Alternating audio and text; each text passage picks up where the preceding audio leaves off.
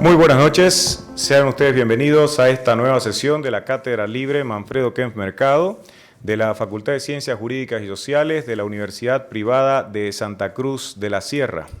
Hace aproximadamente un mes, el 10 de septiembre de este año, se produjo el asesinato de Charlie Kirk, lo cual, evidentemente, por un lado, permite una inflexible postura contraria a los extremismos y fanatismos que terminan cegando la vida de personas que van a apostar por discutir, dando a conocer sus posturas, independientemente de las incomodidades que aquello genere.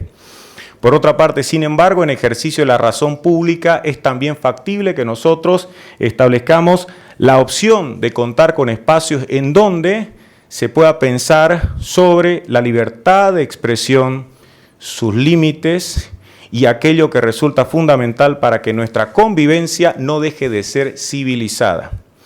Con ese propósito es que se ha convocado a 3 personas cuyas perspectivas, me parece, contribuyen a que tengamos un momento de meditación de carácter colectivo que ayude con el propósito de imaginarnos un futuro en el cual existan intercambios de reflexiones sin que haya secuelas letales, como aquella que acaba de ser consumada, para perjuicio de quienes apostamos por otro tipo de realidad. Las 3 personas que están acá se ocuparán, por lo tanto, de facilitar su criterio para que nos aproximemos a este complejo asunto, que obviamente no merece ser despachado con 3 palabras, ni tampoco quedarnos en la superficie.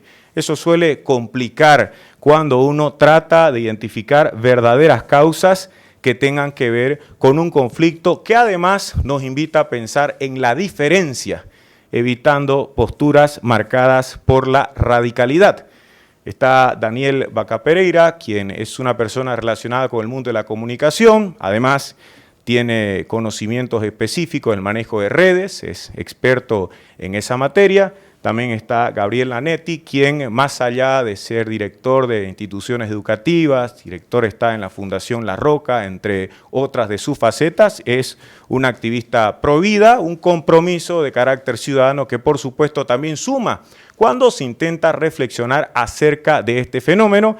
Y finalmente está Jorge Loaiza, quien más allá de haberse preocupado por problemas sociales desde el punto de vista de la investigación jurídica, es alguien que no tiene inconvenientes en reivindicar la libertad de expresión desde el punto de vista anarquista. Así que, como notarán, el panorama es diverso, como corresponde si es que pretendemos ahondar en una cuestión no de forma sectaria, sino como cabe, abriendo la posibilidad de escuchar y contemplar cómo circulan las ideas.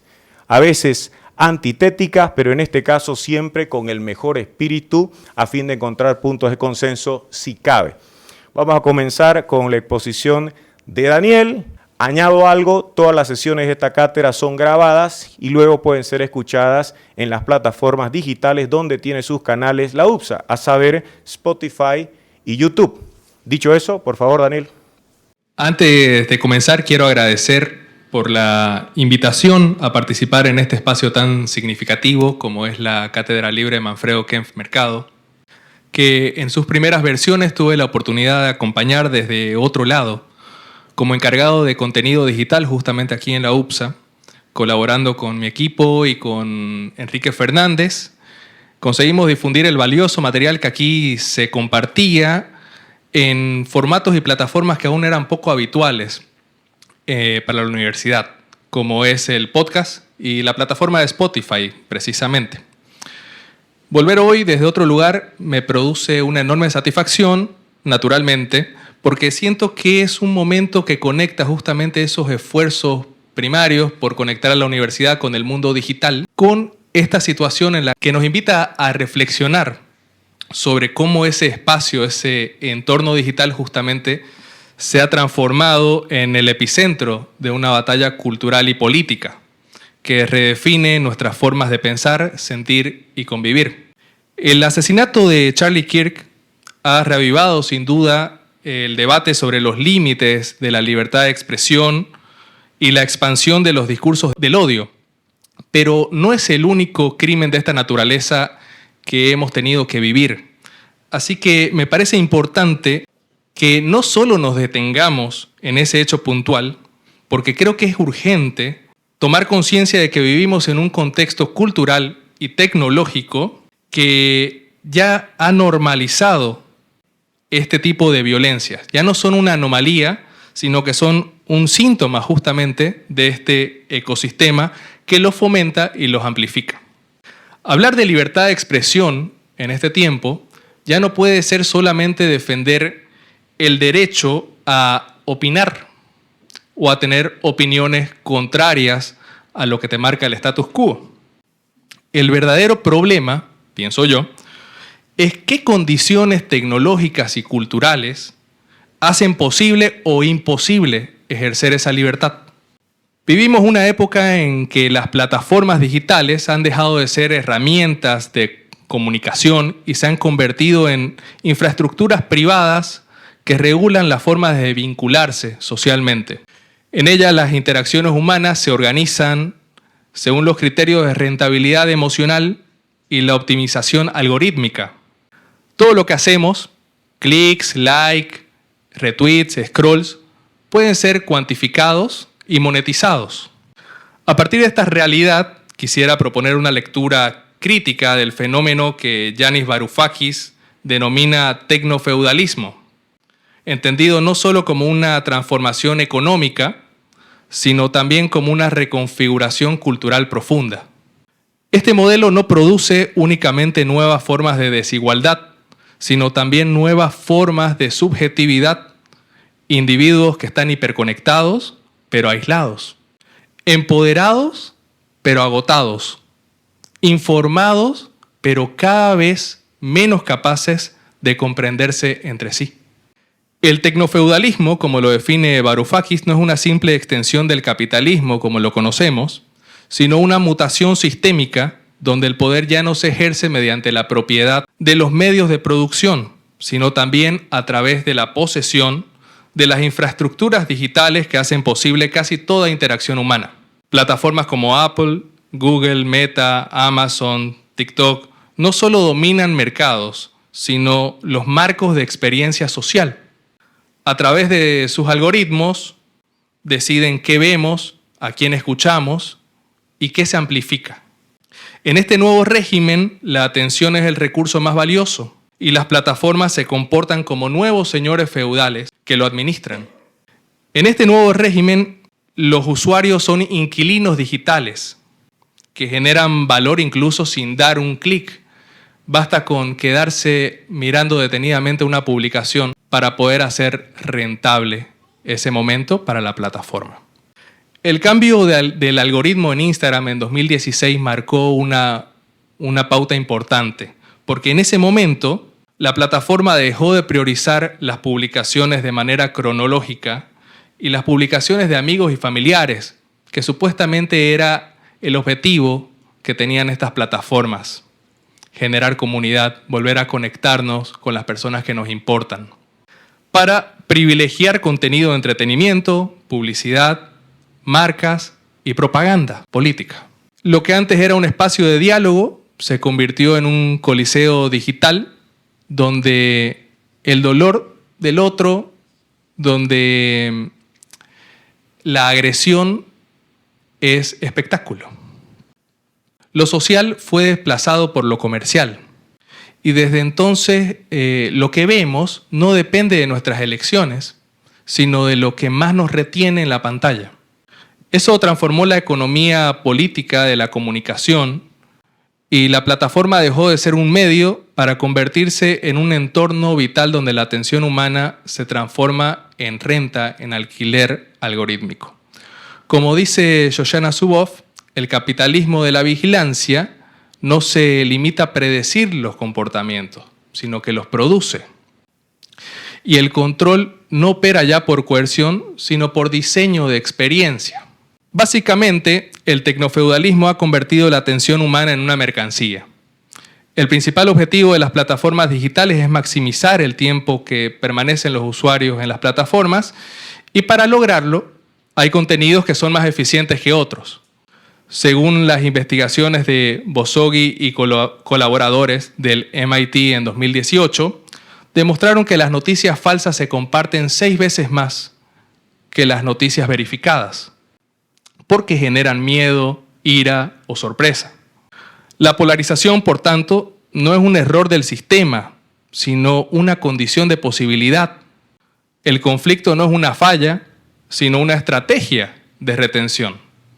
La lógica es simple: cuanto más nos indignamos, más interactuamos. Cuanto más interactuamos, más tiempo estamos en la plataforma. Mientras más tiempo estamos en la plataforma, más valor le generamos. De este modo, los algoritmos premian el escándalo, la provocación, el ataque. El diálogo también genera tráfico, pero la confrontación mucho más. En realidad, lo importante no es lo que decimos, sino lo que más circula.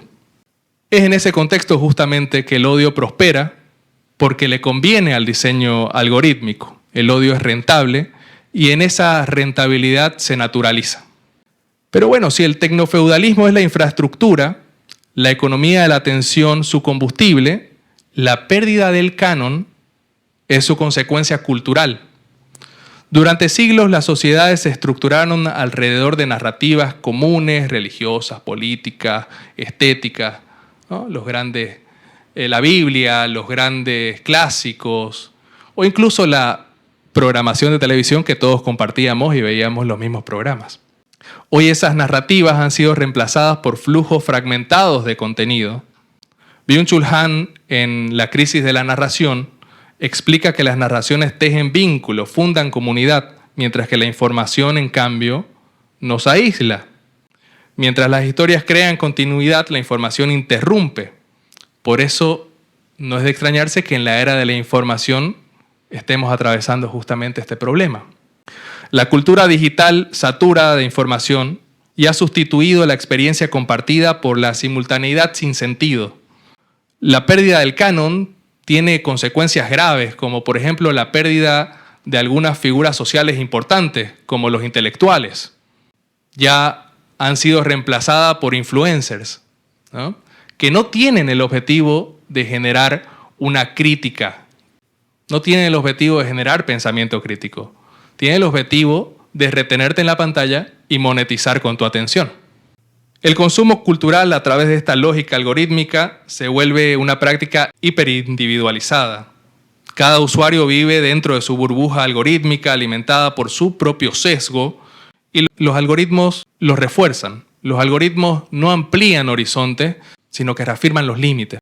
Por eso, cuando nos encontramos con el otro, es un choque confrontacional. Cuando el otro aparece, no aparece como interlocutor, sino como amenaza. Y es esa fragmentación que crea burbujas sociales cerradas, donde cada grupo se refuerza a sí mismo. El resultado es un paisaje cultural compuesto por tribus digitales que justamente solo se encuentran para darse batalla, para enfrentarse. Sin un canon compartido, la identidad se construye en oposición y el conflicto se convierte en la única forma de reconocimiento.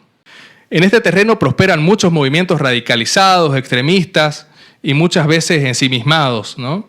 Su rasgo común no es tanto ideológico, sino más bien emocional. No es tanto las ideas lo que lo unen, sino las emociones que sienten. El miedo, la rabia, la indignación. Como señala Angela Nagel en Kill All Normies, estos espacios transformaron la irreverencia juvenil en un cinismo reaccionario.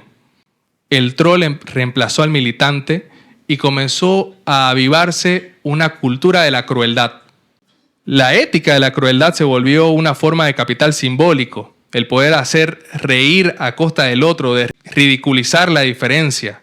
La crueldad se estetiza, se vuelve entretenimiento.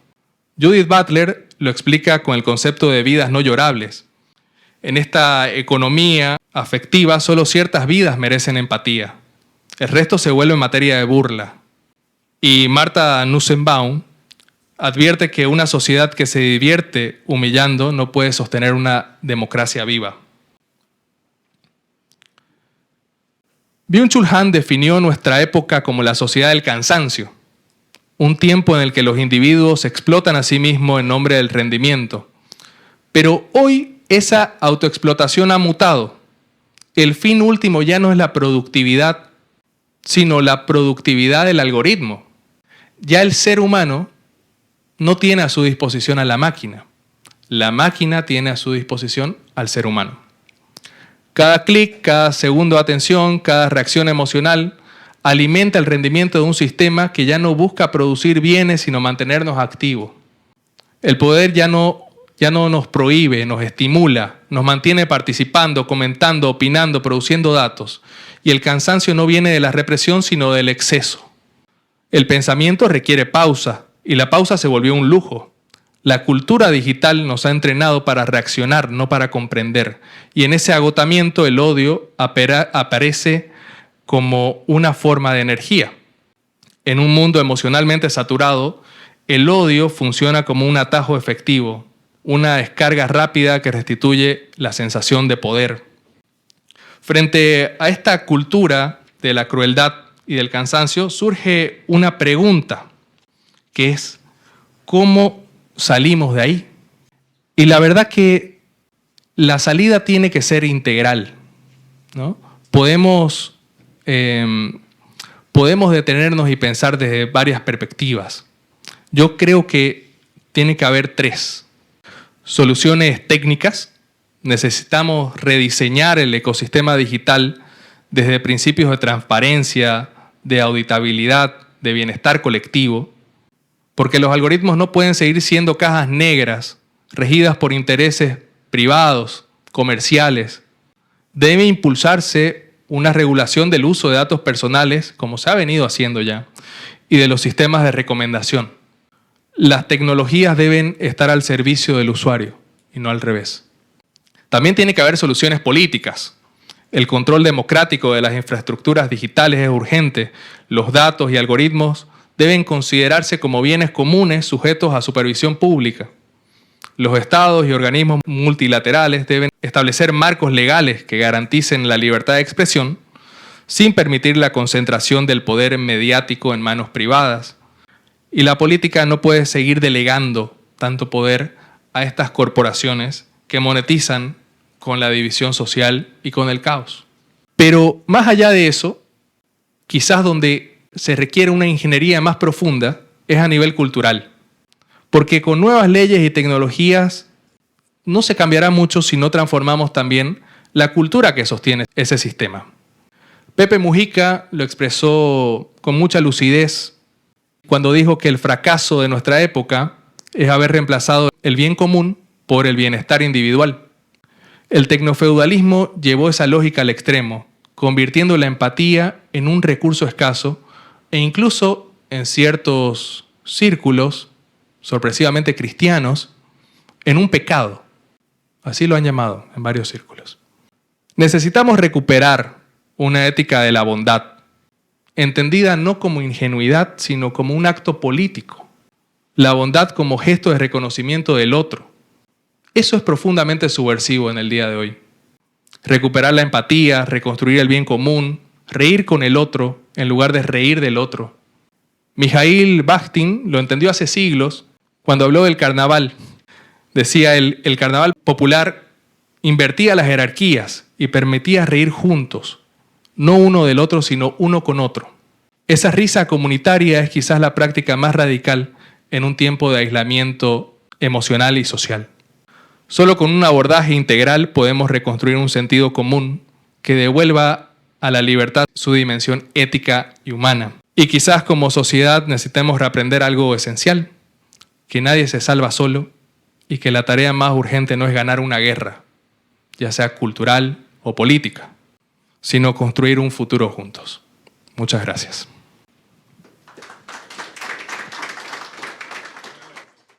Muy buenas noches. Primero quiero saludar a las autoridades de esta casa de estudio y felicitar a la UPSA por esta iniciativa. Charlie Kirk decía constantemente que cuando las personas dejan de hablar empiezan a ocurrir cosas muy malas. Cuando las parejas dejan de hablar empiezan a ocurrir el divorcio. Cuando las civilizaciones dejan de hablar, sobreviene la guerra civil. Es por eso que una vez más aplaudo esta iniciativa y saludo a todos los que están en este auditorio y los que futuramente nos escucharán por las plataformas. El 10 de septiembre, como dijo Enrique, a las 12:23, Charlie Kirk fue asesinado. El legendario Charlie Kirk fue asesinado en un acto de violencia política que reveló el gran problema de la intolerancia ocasionado por las profundas doctrinas que muchas veces se manifiestan desde la academia y están empezando a matar la esencia de la misma, la libre expresión. Charlie fue asesinado a sus 31 años por expresar sus ideas cristianas y de derecha. Su victimario, declaró aparentemente que ya había tenido suficiente de su odio y hay odios con los que no se puede negociar. Taylor Robinson creció en una familia con valores similares a los que Charlie Kirk profesaba. Sin embargo, el adoctrinamiento de odio y resentimiento que caracteriza a las izquierdas ocasionó que él se desvíe de sus convicciones y principios conservadores y abrace el odio y odie los principios cristianos. Charlie se alejó de este mismo adoctrinamiento de muy joven, que solamente crea una forma de ver la vida. Esta forma cree que existe una relación social de opresores y oprimidos. Y tristemente son las doctrinas provenientes de las universidades que han logrado encontrar prejuicios y desigualdad en toda identidad y relación social. En vez de valorar nuestras aptitudes, los campus universitarios, en vez de intercambiar las opiniones y el debate, las silencian y las cancelan. Desplazan pues la investigación rigurosa y científica que a veces es incómoda. Charlie, consciente de este problema, fundó con apenas 18 años lo que llegaría a ser la organización conservadora más grande de Estados Unidos, Turning Point USA, que previo a su muerte contaba con 18,000 capítulos o representaciones en 3,500 universidades a lo largo y ancho de Estados Unidos. Y después del 10 de septiembre recibió 53,000 nuevas solicitudes de representaciones. El objetivo de esta maravillosa organización era hablar a los jóvenes especialmente sobre valores tradicionales estadounidenses, como el patriotismo, el respeto a la vida, la propiedad privada, el gobierno limitado que tanto necesitamos y anhelamos en Bolivia, el libre mercado, la familia y la responsabilidad fiscal. Principio que todos valoramos y solo un grupo pequeño de hipócritas dicen no querer vivir con ellos. La preocupación de este joven activista era una sociedad que vuelva a estos principios.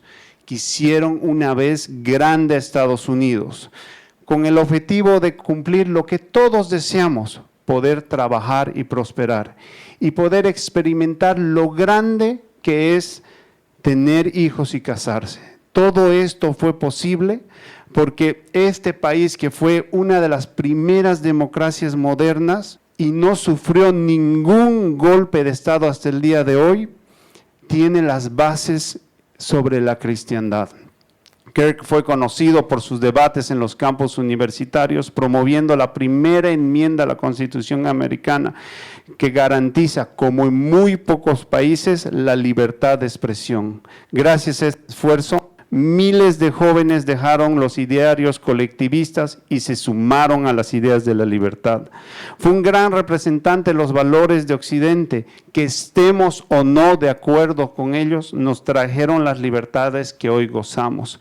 Pues en aproximadamente 200 años, Occidente y sus ideas sacaron al 90% de las personas de la extrema pobreza, a pesar que multiplicamos casi por 8 la cantidad de personas que viven en esta tierra, generando las democracias liberales que hoy conocemos. Es necesario aclarar que estos principios de Occidente, la vida, libertad y propiedad, son principios bíblicos. Por eso son parte central de lo que hoy conocemos que es Occidente, que es un conjunto de naciones y culturas que se sustentan en los siguientes pilares: El primer pilar son, por supuesto, los valores judeocristianos, de los cuales aprendimos los valores morales, el respeto a la vida, la familia, la dignidad humana y la libertad religiosa. El segundo gran pilar de Occidente son los principios de civilización greco-romana, de las cuales tomamos conceptos como el derecho, la razón, la idea de ciudadanía, entre otros. Y por último, pero no por eso menos importante, la filosofía liberal, del cual accedemos a conceptos como gobierno limitado, propiedad privada, libre mercado y capitalismo. Para Kirk, igual que para nosotros, Occidente no es un ámbito solamente geográfico, sino cultural e ideológico. Es un modelo de civilización que defiende la libertad individual frente al colectivismo, el patriotismo frente al globalismo, que es un gobierno mundial dirigido por una élite, la tradición frente a ideologías como la woke o la progresista que buscan desmantelar y destruir estos fundamentos. En Occidente prima la dignidad humana y la defensa de la libertad, ideas que no se encontraron en ningún pueblo o nación antes de que llegue la cristiandad. Pues antes de que llegue la cristiandad, entre muy pocas cosas se valoraba la fuerza física y el sistema de castas como bien conocemos. Sin embargo, la cristiandad trajo la concepción de igualdad frente a la ley, que fue expuesta por los primeros capítulos de Génesis, cuando Dios nos creó a todos iguales en dignidad. Charlie era imbatible cuando debatía, no solo por su increíble inteligencia, sino por su preparación y conocimiento de los datos. Y también porque sus idearios sobrepasaron la prueba del tiempo, es decir, perseveraron y produjeron resultados superiores a los resultados colectivistas de aquellos que con soberbia quieren gobernar cada aspecto de nuestras vidas. El conocimiento de esta jerarquía de valores, la jerarquía de valores de Occidente, hizo que este mártir moderno pueda revolucionar su país. Su pasión era debatir y hablar constantemente de los temas que he citado y de otros como el adoctrinamiento universitario, la cultura woke que solo perpetúa el victimismo, la ideología de género, o como llaman sus promotores, el enfoque de género, que ahora no defiende a nadie y quiere cambiar, o pretende, mejor dicho, cambiar la naturaleza humana.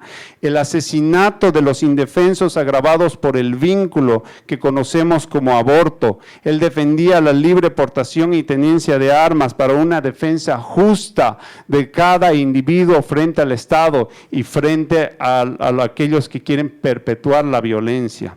Su convicción fue grande, de tal manera que de estos temas y otros escribió 6 libros. En el 2016 escribió Turning Point, que plantea la necesidad de volver a los mercados libres y a un gobierno limitado. El 2018 escribió The Campus Battlefield, donde anima a los jóvenes conservadores a llevar sus ideas a la batalla universitaria. En el 2020 escribió The Mega Doctrine, donde muestra las ideas detrás del movimiento del presidente Donald Trump. En el 2022, él escribió The College Scam, donde critica el sistema universitario americano por ser endeudador y adoctrinador de los jóvenes. El 2024, él escribió The Right Wing Revolution, donde propone cómo debemos enfrentar la ideología woke y rescatar Occidente. Y por último, este año salió su último libro, que se llama Stop in the Name of God, donde defiende la importancia de honrar el día de reposo como principio transformador para nuestras vidas. La libertad en Occidente que tanto defendió produjo resultados que son innegables. Por ejemplo, los países más libres del mundo son 12 veces, sí, no han escuchado mal, 12 veces más ricos que los países reprimidos. Tienen 50 veces menos de pobres en el formato extremo. Tienen 25 veces menos de pobre en el formato general. También cuida mejor su medio ambiente. Tienen mayores niveles de movilidad social y rankean mejor en los índices de desarrollo humano. Eran estos resultados, entre otros, los que este joven de Chicago deseaba mantener, mostrando así a sus jóvenes seguidores y contendientes que vale la pena mantener nuestra cultura occidental y cristiana. Kirk siempre abrió el micrófono y aunque escuchaba algunas veces insulto, no se dejaba provocar. Explicaba las incoherencias de los estudiantes que sin lugar a duda no habían profundizado en sus ideas falaces. Kirk, a través de su visión conservadora, planteó que nuestra jerarquía de valores debería tener un cierto orden. En sus propias palabras, Kirk dijo, Dios, familia y patria en ese orden.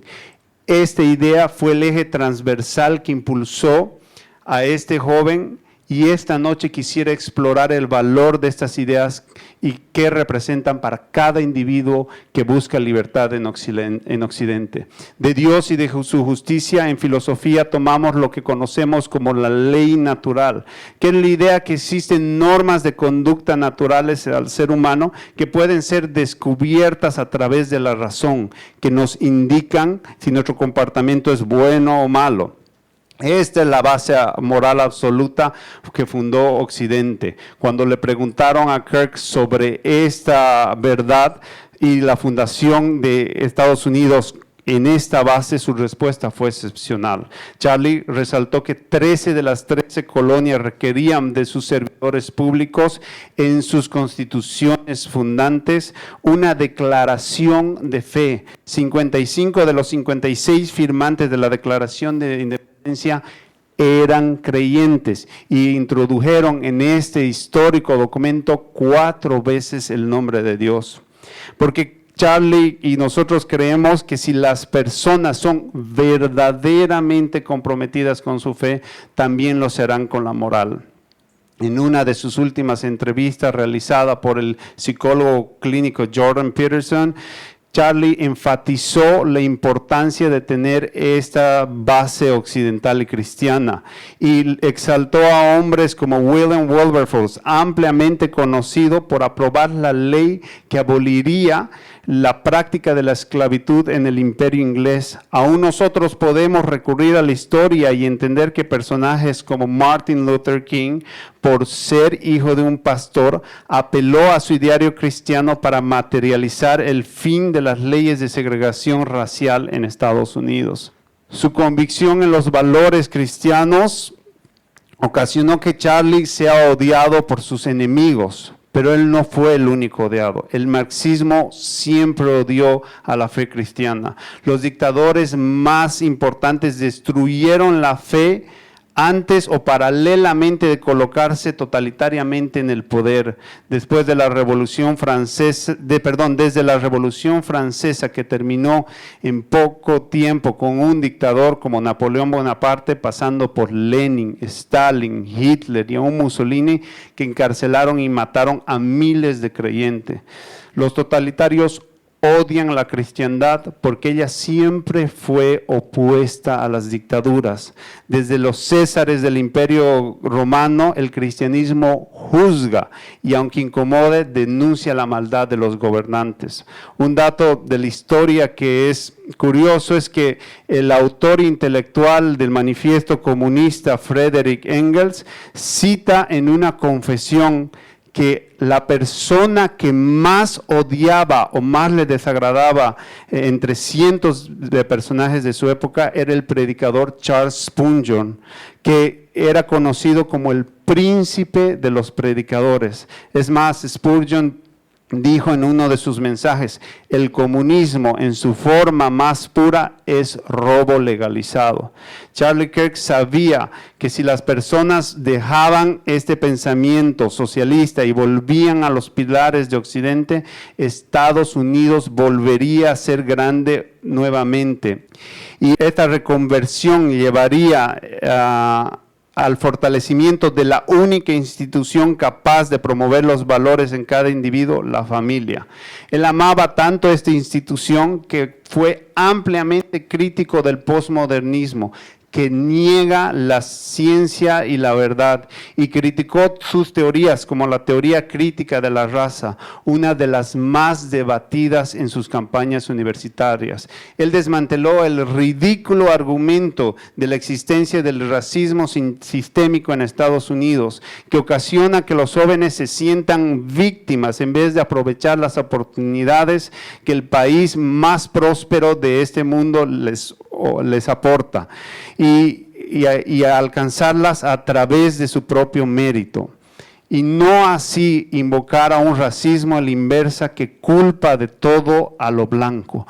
Charlie correctamente argumentaba que los problemas sociales de la comunidad afroamericana en Estados Unidos se daban por la desintegración familiar, cultura e intervención estatal.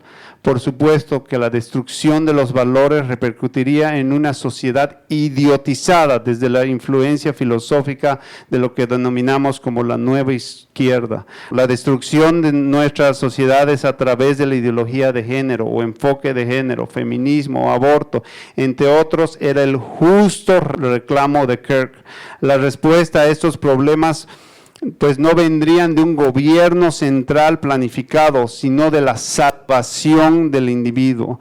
Tal era su convicción que uno de los lemas más utilizados por su organización era Big Government Sucks. Profundizado en sus palabras, él dijo: la libertad solo viene de Dios y no del gobierno. Por supuesto que cuando escuchamos esta frase entendemos que nuestros derechos negativos, es decir, aquellos que no requieren de coerción para su ejecución, son naturales y preceden o son anteriores al Estado.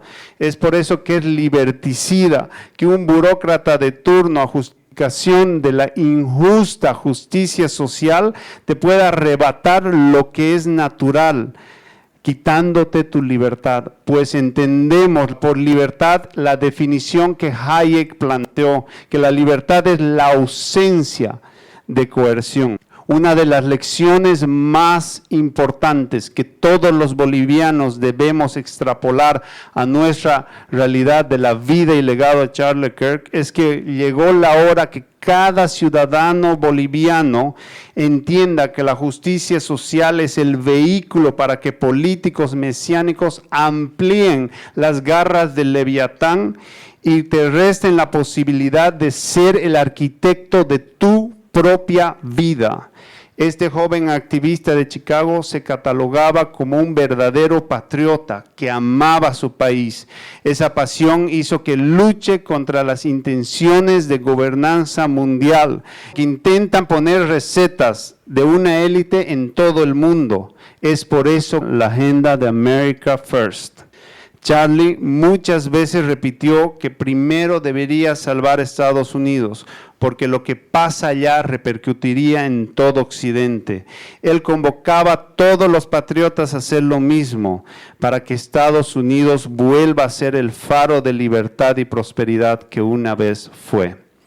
Usando el lenguaje de Friedrich Hayek, Premio Nobel de Economía, Charlie quería preservar lo que conocemos como la tradición moral, es decir, conservar las instituciones que trajeron el progreso a las naciones. Las amenazas de lo que Hayek llamaba como los racionalistas, que desean imponer coercitivamente un orden desde la planificación central. Después de este oscuro miércoles 10 de septiembre que vivimos, millones de individuos en todo el mundo, igual que esta noche, se movilizaron para honrar y hablar de su legado. Este movimiento resalta las características del mensaje que Charlie difundía. En contraste con la izquierda violenta, en honor a su vida, las manifestaciones fueron pacíficas de oración, de adoración y reflexión, como él hubiera querido.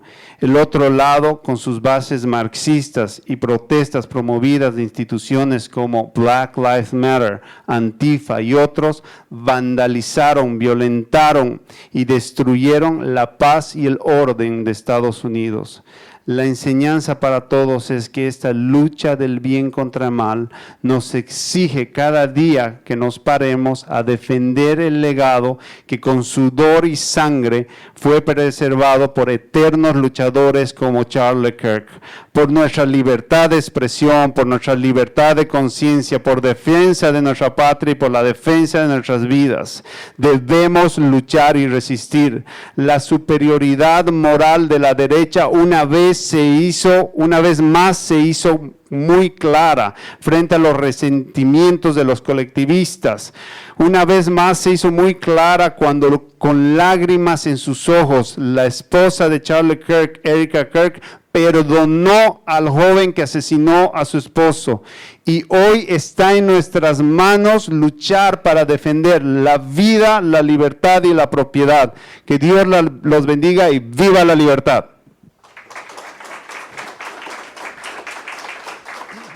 Buenas noches, es un gusto estar acá en la Cátedra Libre.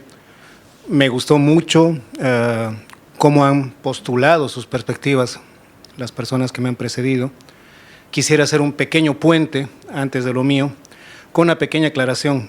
Para ahorrar mucho tiempo y espacio en esta conversación, voy a citar algunas ideas claves que los invito a revisar por Google o lo que quieran, Sci-Fi, y partir primero de una idea esencial que nos comentaba nuestro compañero, que era el capitalismo y en general la base ideológica de este capitalismo, el liberalismo clásico, está sufriendo un ataque tremendo con este nuevo formato del neofeudalismo, le llamaremos así.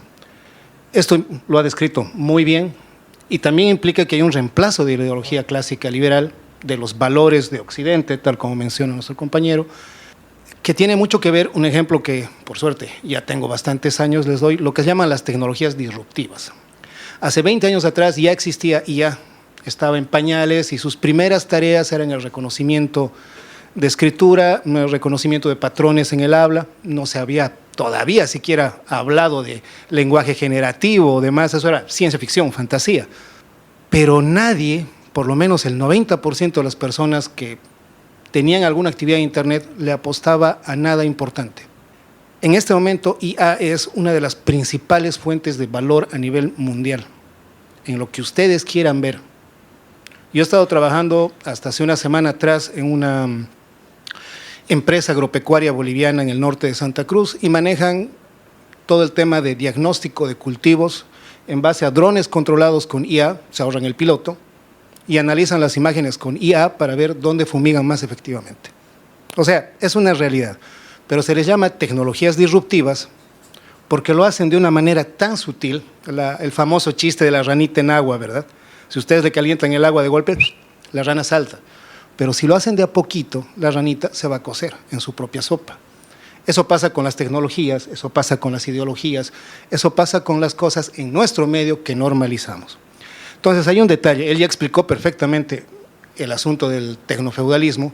Yo quería señalar 2 puntos sobre el tecnofeudalismo. Que exista implica que hay una variación muy grande en las ideas que lo sustentan. Las ideas de la democracia occidental, clásica, como se defienden, están íntimamente vinculadas con el liberalismo y con las ideas de libre discurso, por ejemplo, y de ciudadanía, donde la autoridad llega a ser uno inter pares, primus inter pares, uno más, solamente que por determinadas razones, quizá porque conoce más o es más carismático, nos va a dirigir para esta tarea. Ahora, ¿qué pasa? Otro detalle que se olvida del tecnofeudalismo, la propiedad privada, por lo menos en redes, está desapareciendo y nadie lo nota. Todos, fuera de que nuestra atención es la moneda que nosotros pagamos por usar servicios gratuitos, hemos perdido propiedad. Cualquiera que utilice diseño gráfico, por ejemplo, sabe que ningún programa lo puede comprar. Se compra la licencia, en otras palabras, se alquila. Y el 90% de los servicios digitales que ustedes tengan no son de ustedes, no adquieren la propiedad de nada. simplemente toman una licencia, de nuevo, un alquiler. Y en esos contratos de licencia, lo que ustedes produzcan puede pertenecer a la empresa. Hay escándalos famosísimos, el de Disney, que ha impedido una demanda grande porque los términos de la licencia permitían X y Z cosa. El uso de datos para Big Data es, wow, no tienen idea. Les invito a que investiguen sobre cómo la recolección de usos privados para Big Data genera negocios, millonadas y demás. ¿Por qué hablo de eso? ¿Por qué hablo de lo disruptivo? ¿Por qué hablo de esto que nos cocina sin que nos demos cuenta? Se le atribuye a Voltaire la frase, no estoy de acuerdo con lo que dices, pero daría mi vida por tu derecho a hacerlo. Bueno, Voltaire nunca la mencionó. En realidad su biógrafa es la que, para resumir la postura del filósofo, pone esa frase. Yo, por ejemplo, disiento en el hecho de que el asesino de Charlie Kirk haya sido de izquierda. Lo que se sabe hasta ahora es que, y bueno, nosotros los bolivianos tenemos la tendencia de opinar como si fuéramos grandes expertos globales. La derecha norteamericana está fraccionada, bastante, por un tema de género. Mujeres de derecha, hombres de derecha tienen opiniones distintas, por un tema generacional, de edad. La derecha clásica, conservadora, de la época de Reagan, gente que tiene unos 10 años más que yo. La derecha contemporánea, la derecha de los millennials, que ahorita ronda los 40 años. La derecha de los jóvenes, 20, 25 años. Y en medio de todo ese horizonte de derechas tienen, por ejemplo, a los Groypers, si lo pronuncio bien. Los Groypers son un grupo de derecha radical, nacionalista, creyente, pero que como ha crecido en este entorno que mencionan, como ha crecido en red y en la cámara de eco, ese es otro detalle que no nos dicen sobre el tecnofeudalismo, nos genera parcelas. Tú opinas X, el algoritmo busca personas que opinen X igual que tú y te separa de personas que opinen Y. Eso es otro detalle que, fuera de que priorice contenidos discutibles, nos encierra en una burbujita muy bonita que tiene 10.000 usos. Políticos, el escándalo de Cambridge Analytica, precisamente con el tema de Trump y demás, los invito a que analicen. Básicamente, el algoritmo y las redes sociales pueden dirigir nuestros pensamientos. ¿Por qué? Porque paralelamente a que, como bien se ha señalado con el tecnofeudalismo, pagamos con la atención y hemos perdido la propiedad, también hemos perdido la opinión. Nuestra opinión no importa. Puedes ver un video y estar completamente en contra o completamente en favor, tu opinión no importa. El hecho es que lo estás viendo. Lo único importante es tu atención, porque ese es un detalle importante del neofeudalismo. La opinión ha perdido prestigio. Ahí es donde el intelectual pierde su valor como tal, porque el intelectual tiene una opinión. Y ahí es donde surge con más fuerza el influencer, porque el influencer no tiene una opinión, genera un sentimiento. Si te genera una aversión tremenda, probablemente lo sigas con rabia, pero lo vas a seguir, tu atención va a estar en él, es el nuevo negocio. Entonces, cuando mencionaba este tema de los Groypers, cuando asesinan a Charlie Kirk, encuentran grabados de memes en las balas. ¿Cuál era el propósito de esto? Demostrar que el asesino tenía una cultura de redes, del medios, el mensaje y todas esas cosas, ¿no? Pero en realidad era un mensaje no dirigido a nosotros, bueno, a ustedes que son los estudiantes de la universidad que están en el rango de edad. Todos los que tenemos más de 30 años estamos fuera del mensaje de esas balas. El mensaje estaba dirigido a todos los de menos de 30 años y era: este asesinato es un meme, es un shitpost de la derecha a la derecha para que se peleen y se genere lo que se ha generado, que se eche la culpa a la izquierda y demás, para demostrar lo absurdo. Y ahí es donde surgen posiciones donde yo realmente valoro la idea de la libre expresión. Por ejemplo, el capítulo de South Park, que ha hecho la crítica a los debates de Charlie Kirk, con conceptos muy fuertes como el master debate, que hace un juego de palabras muy interesante en inglés para hablar de que el debate de Charlie Kirk era masturbación. ¿Por qué?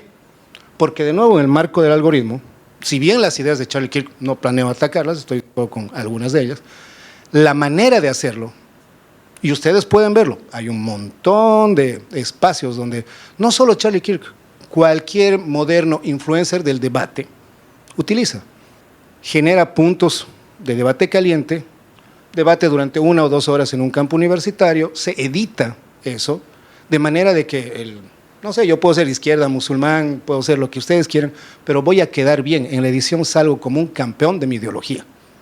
Y eso implica un manejo de la verdad. Si ustedes ven, por ejemplo, creo que es en Oxford University, el debate de Charlie Kirk sobre el tema de Palestina e Israel.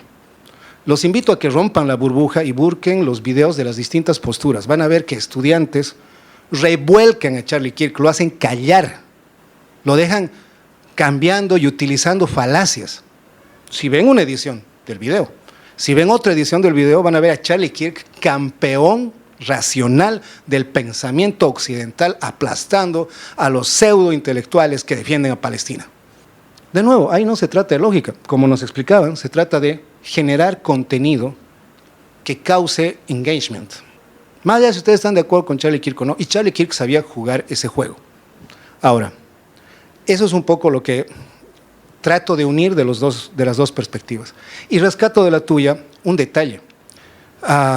Los padres fundadores de Estados Unidos, si bien eran creyentes, si bien creo que el 90% de las firmas eran de personas que se declaraban creyentes, no hay que olvidar que muchas de ellas eran masones. La masonería habla para evitar precisamente discusiones teológicas profundas y sensibilidades y demás, tiene al Gado, el gran arquitecto del universo, ¿no? O sea, somos amplios en nuestra creencia de Dios. No se limitaba al Dios cristiano, o a Jehová, o como quieran entenderlo, o a Jesús como tal. Precisamente una medida muy práctica de la masonería para evitar esos detalles teológicos y dogmáticos era, tenemos al Gado, el gran arquitecto del universo. El universo tiene un conjunto de normas más o menos establecidas, ahí lo dejamos y hablemos de temas más prácticos. Y fuera de ser masones, los padres fundadores tienen, y hasta ahora está vigente en Estados Unidos, el tema de la absoluta separación de Estado e Iglesia, de las ideas políticas y sociales de las ideas religiosas, aún en el concepto de la libre expresión. En una escuela norteamericana, una escuela norteamericana pública, no se puede enseñar con la Biblia, a menos que sea para propósitos históricos concretos.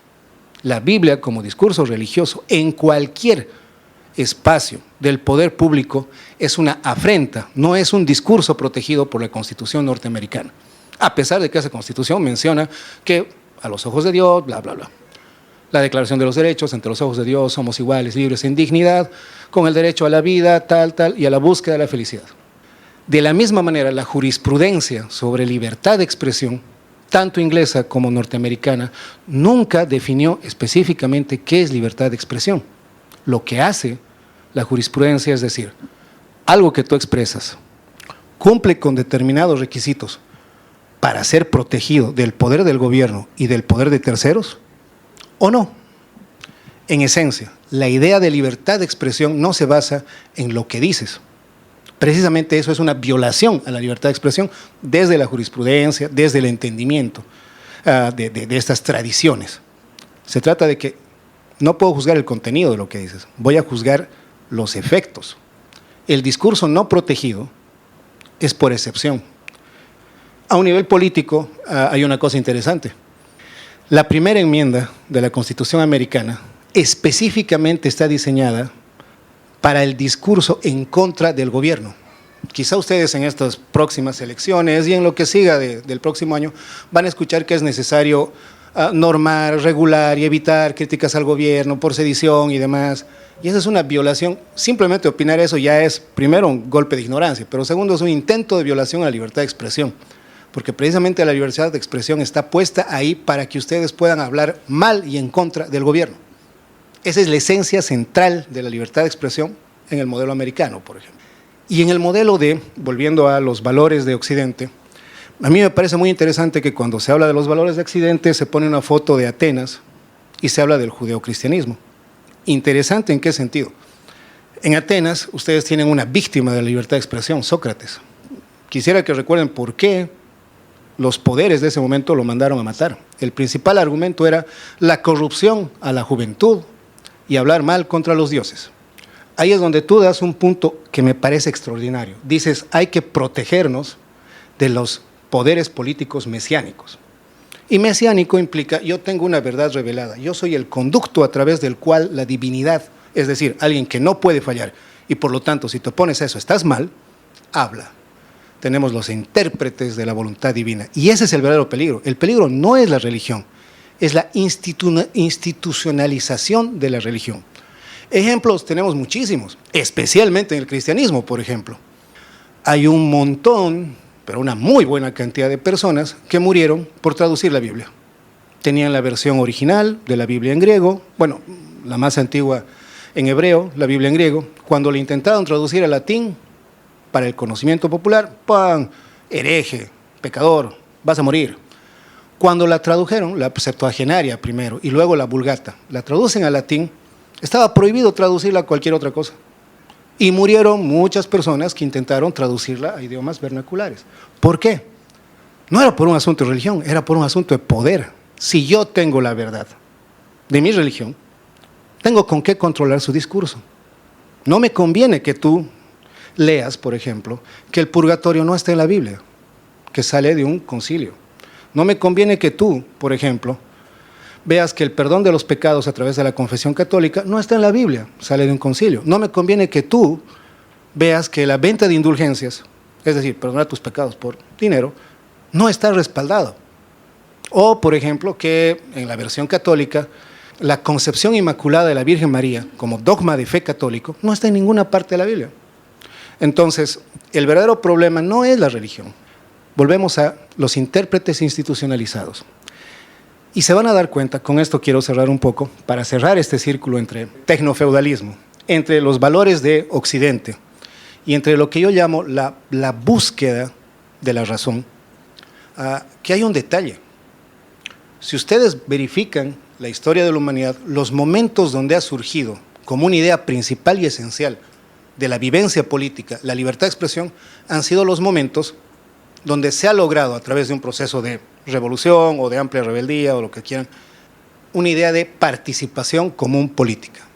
Grecia es un fenómeno increíble, la Grecia clásica, por supuesto, porque ustedes no van a encontrar en ningún otro momento, hasta el Renacimiento, la idea de que las ideas debían compartirse libremente en el mercado por todos, independientemente de que tú seas pobre, yo sea rico, tú creas o no creas en Dios, tú creas en quién sabe qué, pero todos queremos una idea común política, un progreso común, y lo vamos a debatir. Eso solo surgió en Grecia, es una idea increíblemente revolucionaria. ¿Y surgió por qué? Porque se ató un concepto esencial, ciudadanía. Si tú reunías los requisitos políticos necesarios, en esa época bastante limitados, hombre, mayor de edad y griego, podías opinar, independientemente de tus condiciones políticas, sociales, religiosas, morales. No volvemos a ver eso hasta que por primera vez en Inglaterra, en 1698, con la Declaración de los Derechos, se habla de libertad de expresión, no para todos, simplemente para los que estaban dentro del Parlamento. Porque si iban a representarnos, tenían que poder exponer libremente sus opiniones políticas para que se genere un discurso, un debate de verdad. Stuart Mill, John Mill y demás, hasta llegar a la Constitución americana, nos hacen entender que hay un gran problema de no poder hablar con libertad. Nosotros, los humanos, no importa qué tan tecnofeudalistas seamos o no, tenemos un grave problema. Nuestro cerebro sigue siendo muy parecido al de Sócrates, por suerte, y al de muchos otros. No hemos evolucionado lo bastante en ese nivel. Y tendemos a ser súper tribales. Ustedes tienen los experimentos de Stanley Milgram, tienen un montón de experimentos que demuestran que, por ejemplo, el del ascensor o el de las líneas, ¿verdad? Colocan a una persona completamente desconocida con 5 actores, con 3 líneas y piden que señalen la diferente. Los actores se equivocan intencionalmente. Y el 80% de las personas, aún sabiendo que lo que ven es correcto, que la línea esta de acá es la que no pertenece al grupo, tienen la misma opinión que la masa. Nuestro cerebro individualmente nos hace necesitar ser parte de un grupo, identificarnos con ese grupo, que nuestro discurso no genere situaciones de ofensa con nuestro grupo. De eso se aprovecha el tecnofeudalismo, de eso se aprovechan nuestras burbujas, nuestras cámaras de eco, de eso se aprovechan los groypers para mandar su mensaje, de eso se aprovechan personas que, si bien han logrado mucho en el sentido de lograr la discusión sobre la libertad de expresión, también han sabido aprovechar el lado oscuro de las redes, como Charlie Kirk, para generar opiniones que generen engagement y no opinión. Pero más allá de eso, también recordarles una última cosa, ¿no? En 2015 hubo otro grave evento con Charlie, la revista Charlie Hebdo cuando se dinamitó esa revista porque se había atrevido a caricaturizar a Mahoma, en Francia, exactamente. Y curiosamente los argumentos se parecen mucho a los de ahora cuando hablamos de Charlie. Se intentó, por parte de varios grupos, condenar a los musulmanes y exaltar los valores de Occidente. No digo que esté mal, simplemente digo que deberíamos ser conscientes de que el poder tiene como principal arma lo mesiánico. Agarrar una idea cualquiera, peor si es una religión consagrada, y tratar de interpretarla a su favor. Una pequeña lectura que yo les recomiendo porque es muy divertida y muy amena es El nombre de la rosa de Humberto Eco. Ustedes van a poder ver cómo definir qué es un hereje y quién merece la hoguera y quién no es un hereje y quién merece, por el contrario, el apoyo de la institución mesiánica, en este caso el papado, por ejemplo, depende más de la situación política que del discurso. Y es por eso que es tan necesario recordar de nuevo que lo que nos salva de caer en burbujas, lo que nos salva de ser tecnobárbaros más que tecnofeudales, es esto que estamos haciendo ahora. Un intercambio de opiniones franco, sincero, y que arriesga el hecho de ofender a otros. Porque también eso se ha perdido, y con esto quiero concluir, como valor esencial del occidente libertario, o liberal si quieren. Yo tengo que asumir control sobre mis emociones, yo debo ser responsable sobre mis emociones. Si algo me agrede, por supuesto que puedo sentirme indignado, pero tengo que tener suficiente madurez y control emocional para manejar de manera constructiva esa indignación. Tienen ejemplos miles, 1000 maldiciones no rasgan una camisa, en inglés palos y piedras romperán mis huesos, pero no mis ideales, lo que ustedes quieren. Y de repente eso ha cambiado. Ahora, la indignación es un valor. Si ustedes ven, no importa si son de derecha, de izquierda, de centro o de izquierda, los más grandes influencers son los que ponen posturas de indignación, posturas emocionales más fuertes. Las respaldan con un discurso llamativo, interesante, más o menos racional. Pero el punto es el contagio emocional, no el razonamiento. Ese es un valor que ha cambiado. Entonces, con eso quiero concluir, vinculando estas ideas y agradeciendo de nuevo su paciencia y a esta institución.